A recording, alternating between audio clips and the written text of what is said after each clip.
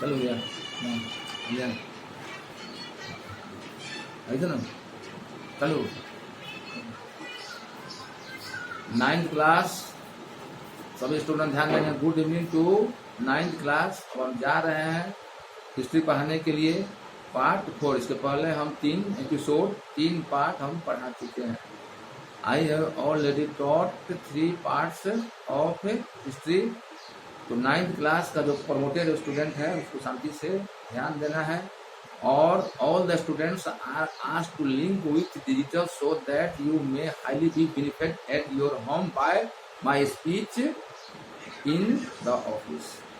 यानी सभी विद्यार्थियों को कहा जाता है डिजिटल का प्रयोग करें, डिवाइस का प्रयोग करें, अब घर पर शांति से उसको समझे, कॉपी पर नोट करें। तो हम जा रहे हैं पढ़ाने के लिए अब promoted student of 9th class चौथा। तो पहले हम पढ़ा चुके थे और आगे समझना है। अगला पैराग्राफ पढ़ाने जा रहे हैं इंड ऑफ प्रिविलेजेस, यानी इंड ऑफ प्रिविलेजेस। प्रिविलेजेस का अंत कैसे हुआ, कहाँ हुआ? फ्रांस में। प्रिविलेजेस का अंत कहाँ हुआ? फ्रांस में। प्रिविलेजेस जो है फ्रांस में पहले हम बता चुके थे 3 स्टेट था। First state, second state, third state. First और सेकेंड स्टेट यानी कॉलोनीज से, चर्च से स्टाफ रिलेटेड था। सेकेंड स्टेट जो था यानी रिचमैन, उससे जुड़ा हुआ था, वो भी जुड़ा हुआ था प्रिविलेज यानी विशेष अधिकार से। तो विशेष अधिकार क्या था कॉलोनी का? एग्रीकल्चर, किसान का जो फसल उत्पादन करता था वो एग्रीकल्चर प्रोडक्शन का 1/10 उसको कर लेना पड़ता था। किसको लेना पड़ता था? चर्च को देना पड़ता था। किसको? किसान को, थर्ड कैटेगरी को, जिस टैक्स का नाम था टीथे। और साथ साथ सेकेंड स्टेट में क्या अधिकार था? फ्यूडल प्रिविलेज, यानी गांव पर उसका अधिकार था। इसका मतलब क्या? जितने भी लैंडलेस फार्मर थे उससे काम कराना, फ्री में काम कराना, उसका सेवा करना और साथ साथ उससे टैक्स भी लेता था। इसको बोला जाता था फ्यूडल प्रिविलेज। तो फ्रांस में लुइस 16 के नेतृत्व में वहाँ पर 4 अगस्त को 1789 को क्या हुआ? वहाँ पर राजा ने थर्ड स्टेट का जो निकाला था, नेशनल असेंबली बनाया था, उसको रिकॉग्नाइज कर दिया, उसको स्वीकृति दे दिया। स्वीकृति दे दिया। राजा का पावर जो है पहले की अपेक्षा लिमिट हो गया। पहले अनलिमिट था, अब वो पावर लिमिट हो गया। स्थिति ऐसी हो गई वहाँ पर फ्रांस में। विशेषाधिकार जो था प्रिविलेज, फर्स्ट स्टेट का, सेकेंड स्टेट का बाय बर्थ था, वो अधिकार उसका एबोलिश हो गया, यानी समाप्त हो गया। All the privilege of 2 state have been abolished by presenting drafting by National Assembly. National Assembly is related to third category of France. Second हम ध्यान देना है। दूसरा, फ्रांस में क्या हो गया? वहाँ पर कॉन्स्टिट्यूशनल बना, यानी फ्रांस में जो है वहाँ पर संविधान बनाया कौन? Third category. कौन सा उसका संस्था का नाम था? National assembly. और नेशनल असेंबली के पहले राजा के हैंड में, राजा के अधीन कौन सा संस्था था? स्टेट जनरल, वो राजा के नेतृत्व में था। लेकिन थर्ड स्टेट से बनाया नेशनल असेंबली, काहे के लिए बनाया? अपने लाभ के लिए, यानी राजा के शासन से, उसके डेस्पोटिज्म से, उसके टायरेनी से, कचारी से मुक्ति पाए। तो नेशनल असेंबली जो है वहाँ पर जब बन गया और राजा का पावर जो है सीमित हो गया, स्थिति ऐसी होगी, उसका रिजल्ट बनने के बाद वहाँ पर संविधान जब ड्राफ्टिंग बना, कॉन्स्टिट्यूशन बना, तो वहाँ पर हो गया कंस्टिट्यूशनल मोनार्की। यानी पहले था फ्रांस में ओनली मोनार्की, राजा का शासन, राजा जो चाहे वो करता था।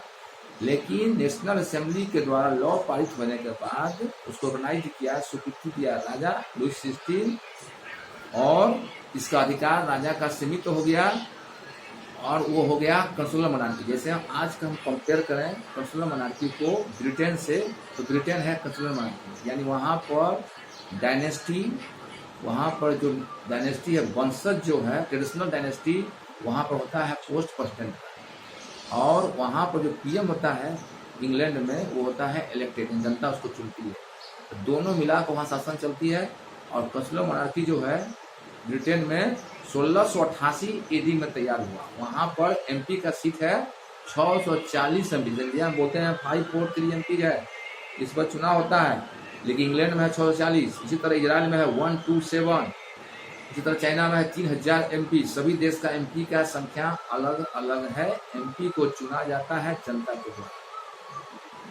तो यहाँ पर क्या हुआ, फ्रांस में वहाँ पर संस्था जो है लेजिस्लेचर बना, एग्जीक्यूटिव बना, जुडिशियरी बना।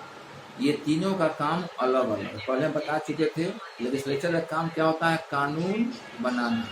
कानून बनाना, कानून जो है जैसे भारत के हम कंपेयर करते हैं, भारत में लेजिस्लेचर दो प्रकार का है, central legislature, state legislature. Central legislature का मतलब क्या होता है, पार्लियामेंट में कानून बनता है, बनाता है कौन, वहाँ पर एमपी, प्रधानमंत्री का साइन, राष्ट्रपति का साइन। जनता एमपी को चुनती है और सब एमपी मिलकर चुनता है किसको, प्रधानमंत्री को। MP are elected by public but all the MPs elected PM. उसी तरह वहाँ जो कानून बनता है सेंट्रल में पूरे देश में लागू होता है, देश के हित में, जनता के हित में। और दूसरा लेजिस्लेचर है स्टेट लेजिस्लेचर। इसका मतलब क्या, स्टेट में जहाँ जहाँ राजधानी है, मुख्यमंत्री के नेतृत्व में under leadership of CM, governor, और वो बनाता है एमएलए। एमएलए बनाता है कौन, जनता। और सब एमएलए मिलकर, ऑल द एमएलए मिलकर क्या चुनता है, all the MLA elect CM. तो ये स्टेट में जो कानून बनती है वो कानून जो है सिर्फ लागू होता है स्टेट में, और पार्लियामेंट का कानून पूरे देश में। उसी तरह फ्रांस में लेजिस्लेचर मेक्स लॉ और एग्जीक्यूटिव्स इनिशिएट लॉ, यानी कार्यपालिका जो है, प्रशासनिक अधिकारी जो बोलते हैं आईएएस, वो टोटल उसको लागू करता है, इम्प्लीमेंट करता है।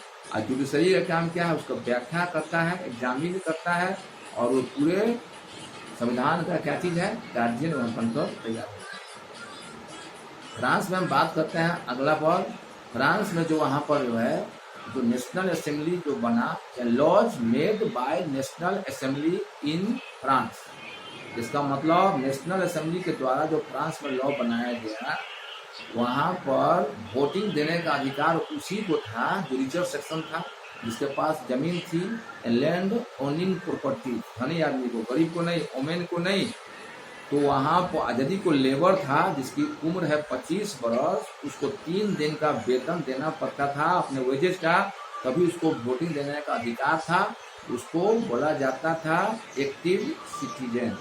लेकिन ओमेन को अधिकार नहीं था वोट देने का, तो उसको बोला जाता था पैसिव सिटीजन। ये फ्रांस में, यानी फ्रांस में नेशनल असेंबली के द्वारा जो है कानून तो बना, लेकिन उस कानून से आम जनता वहाँ पर क्षुब्ध थी। उस कानून से वोटिंग राइट का लाभ किसको मिला, जो पैसा वाला था, जिसके पास जमीन थी, प्रॉपर्टी थी, उसी को वोट देने का अधिकार था। फ्रांस में महिला को तो वोट देने से वंचित कर दिया।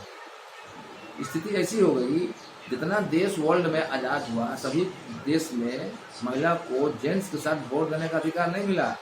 सबसे पहले वर्ल्ड में महिला को वोट देने का अधिकार मिला न्यूजीलैंड 1930, ठीक है, 1930 में अधिकार मिला। और यहाँ पर क्या हो गया, फ्रांस में सभी लोग आक्रोश थे, ऑर्डिनरी पीपुल, हमको वोट देने का अधिकार नहीं है। किसी भी देश में जब तक पॉलिटिकल राइट्स नहीं मिलेगा, तभी तक वहाँ देश का समाधान नहीं होगा, यानी हम किसी के विरुद्ध विद्रोह नहीं कर सकते हैं। स्थिति ऐसी होगी, फ्रांस में कंसुलर मोनार्की बना, वहाँ पर हो गया इक्वलिटी तैयार, समानता, साथ साथ वहाँ पर freedom of speech, freedom of opinion, ये टोटल वहाँ पर बन गया। अब चौथा पर फोकस कर रहे हैं, फिर हिंट पर, France becomes Republic and abolish monarchy. France में जब रिपब्लिक हो गया तो मोनार्की खत्म। समझना ये है, फिर एक बार सेंचुरी राजा वहां बैठा था 1774 एडी। राजा कौन, लुइस 16, राजा कौन परिवार का, बोर्बन फैमिली का। और 1791 में कंसुलर मोनार्की। और 1792 में रिपब्लिक यानी गणतंत्र के बाद मोनार्की पावर वहां पर समाप्त हो गया। फ्रांस में पावर समाप्त होने के बाद वहां पर जो था थर्ड कैटेगरी के लोग नेतृत्व में वहां पर क्या किया, उसका प्रभाव जो है अगल बगल देश पर पड़ा। जैसे बगल में फ्रांस का देश था, ऑस्ट्रेलिया, प्रूसिया और देश, उसने सोचा कि हम लोग जो यहाँ पर राजा का शासन है, इम्पीरियर है, तो हम लोग का भी शासन खत्म मत हो जाए। और क्या हो गया, फ्रांस में बगल में ऑस्ट्रेलिया था और साथ साथ प्रूसिया था। थर्ड स्टेट का लोग वहां पर आक्रमण किया, इस पर प्रूसिया पर और ऑस्ट्रेलिया नेबरिंग कंट्रीज था।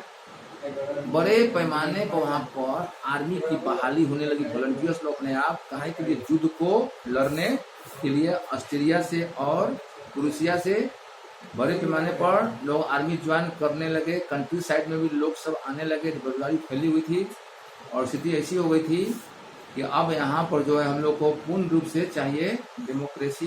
फ्रांस में तो वहां पर क्या होने लगा, सभी पैमाने पर लोग आर्मी में बहाली होने लगे और प्रूसिया और ऑस्ट्रेलिया के विरुद्ध जो है वहां पर युद्ध छिड़ने लगा। लेकिन वहां के लोग चुप इसलिए थे कि रिजर्व सेक्शन जो था उसको लाभ नहीं मिला था और महिलाएं जो थी फ्रांस के, उसका काम पड़ गया कि महिला को नौकरी भी करना है और बच्चे का देखभाल भी करना है, क्योंकि उस घर से जेंट्स चल गए थे आर्मी में, लड़ाई में, नेबरिंग कंट्री में।